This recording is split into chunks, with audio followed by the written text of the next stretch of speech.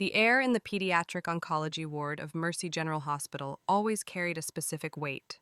It was a unique blend of antiseptic cleaning products, the faint, sweet smell of cafeteria jello, and something else, something heavier, the silent, collective breath of hope and fear held by everyone inside.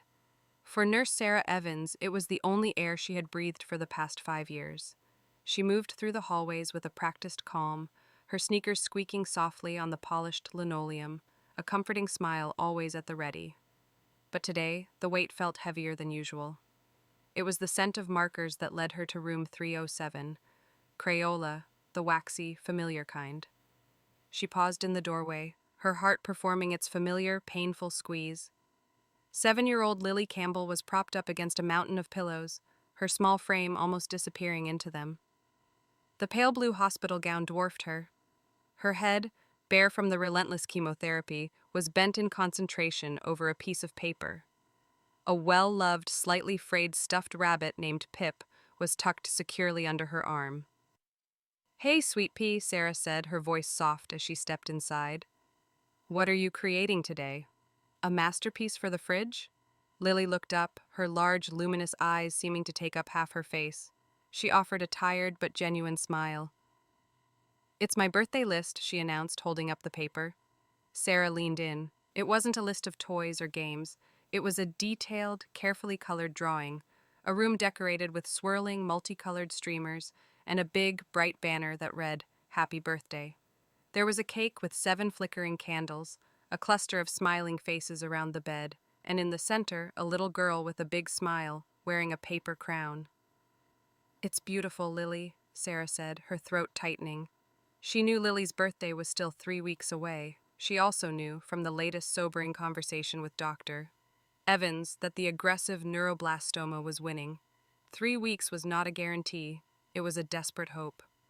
Lily's smile faded slightly, replaced by a solemnity no child should ever possess. "It's not a list for getting things," she explained patiently, as if Sarah was the child. "It's a list for feeling things. I want to feel the streamers, smell the cake, hear everyone singing, just one more time. That's my wish." The simple, profound statement landed in Sarah's chest with the force of a physical blow. One last birthday. This wasn't a wish for a new doll or a video game. It was a wish for a feeling, for a moment of pure, unadulterated joy in a world that had become a cycle of pain, nausea, and fear. It was a wish for normalcy. Sarah blinked back the hot press of tears and squeezed Lily's hand. "Well," she said, her voice miraculously steady, "that sounds like the best wish I've ever heard." But the moment she left the room, the weight of that wish settled on her shoulders. She couldn't do this alone. Her first stop was the nurses' station, the command center of the ward. Behind the high counter, presiding over charts with an iron will and a surprisingly soft heart, was Barbara Higgins, the head nurse. Barbara had seen it all in her 30 years. Her hair was a practical silver bob, and her glasses hung on a beaded chain around her neck. Sarah slid into the chair next to her. "Barb? I need your help. It's about Lily in 307. Barbara didn't look up from the chart she was scrutinizing. "What does she need? More anti-nausea meds? The doc increased her pain management this morning." "Something else," Sarah said, her voice dropping to a near whisper. "Her birthday is in 3 weeks. She told me her wish is to celebrate it. One last time." Now Barbara looked up. Her sharp, intelligent eyes met Sarah's, and for a fleeting second, Sarah saw the fortress of professionalism waver. She saw the deep well of compassion that Barbara guarded so fiercely. She saw the same painful squeeze in the older woman's heart. Barbara let out a long, slow breath, removing her glasses. "Oh, honey." "I know," Sarah said. "The timeline, it's impossible. But look at this." She showed Barbara the drawing Lily had made. Barbara studied the picture, her finger tracing the smiling stick figure people. A deep silence stretched between them, filled only with the distant hum of a floor polisher and the quiet beeping of monitors.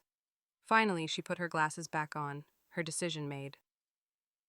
"Okay," she said, her voice returning to its usual, no-nonsense tone, but with a new, fierce undertone.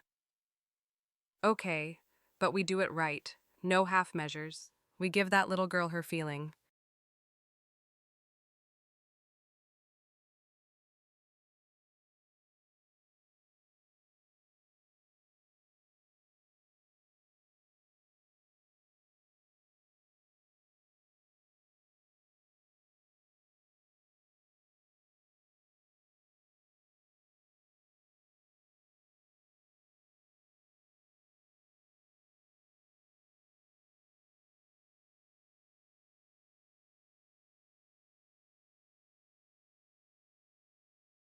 Their second recruit was Ben Miller, the daytime security guard. A large, quiet man in his 50s with a kind face and a military bearing, Ben was a favorite among the children.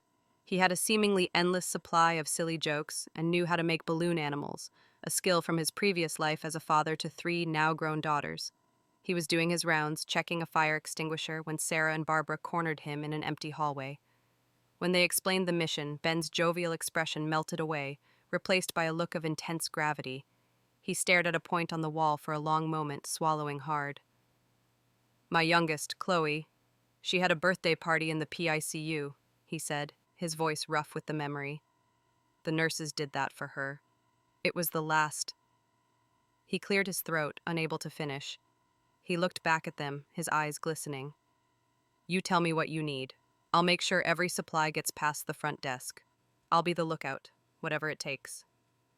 The secret operation, dubbed Project Sunshine by Barbara, was underway. The hospital bureaucracy was their first obstacle. Parties weren't exactly in the official rulebook. They needed a reason to commandeer the small family visitation room next to the nurses' station. Barbara, using a blend of sheer authority and a fabricated story about a therapeutic group activity for long-term patients, secured the room for 2 hours on the afternoon of Lily's birthday. Supplies were the next challenge. Sarah was put in charge of decorations, using her lunch breaks to discreetly purchase rolls of streamers, a happy birthday banner identical to the one in Lily's drawing, and a pack of colorful paper plates. Ben handled the most critical item, the cake. He reached out to a local bakery run by a friend of his, explaining the situation. The baker, a gruff man with a heart of melted butter, didn't say a word, just nodded and got to work, promising a masterpiece that was both beautiful and safe for a child with a severely compromised immune system. The biggest risk was the guest list. They couldn't invite outside people, but they could create a congregation of familiar faces. Barbara used her network, quietly spreading the word to the trusted day shift staff, the kind orderly who always brought Lily an extra pudding cup, the physical therapist who worked with her on her weak legs, the volunteer who read stories on Thursday afternoons. Everyone was instructed to arrive at the visitation room at 3:15 p.m. sharp, to be ready to sing the moment Lily was brought in. The final piece of the puzzle was the family. Sarah took it upon herself to call Lily's mother, Emily, a woman who had aged a decade in the last year, her face permanently etched with a silent grief. When Sarah explained the plan, there was a long silence on the other end of the phone, followed by a choked sob. You're doing that? For her?" she whispered. Thank you. Thank you. We'll be there. We wouldn't miss it for the world." As the days ticked down, the ward hummed with a clandestine energy. Whispers were exchanged at the medication cart. A bag of balloons was hidden in Ben's security office. The cake was stored in a fridge in the staff lounge, hidden behind containers of saline and nutritional supplements. Sarah checked on Lily constantly, each visit a painful exercise in maintaining a cheerful facade while watching the little girl grow progressively weaker. The fear was a constant cold knot in her stomach. What if they were too late? The morning of the party dawned gray and drizzly. A sense of nervous anticipation crackled in the air. Lily had had a rough night, and Sarah's heart sank when she saw her, paler than usual, sleeping fitfully. Dr. Evans made his rounds earlier than usual, his expression unreadable. He spent a long time in Lily's room, and when he emerged, he motioned for Sarah to follow him to his office. This was it. Sarah was sure of it. He was going to tell them to call it off.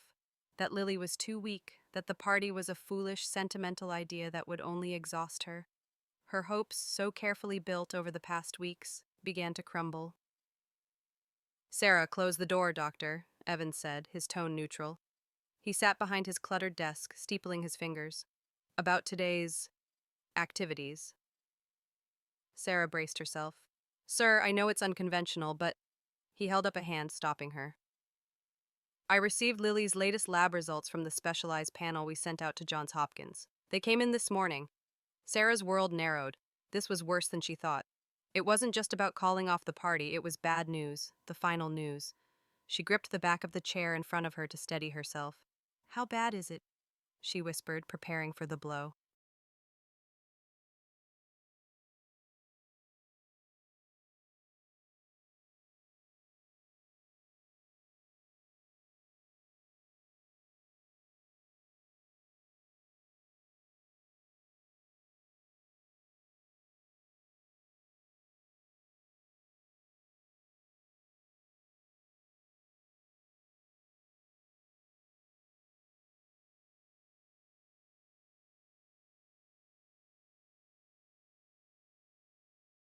Dr. Evans looked at her, and for the first time, a strange, almost bewildered expression broke through his professional mask.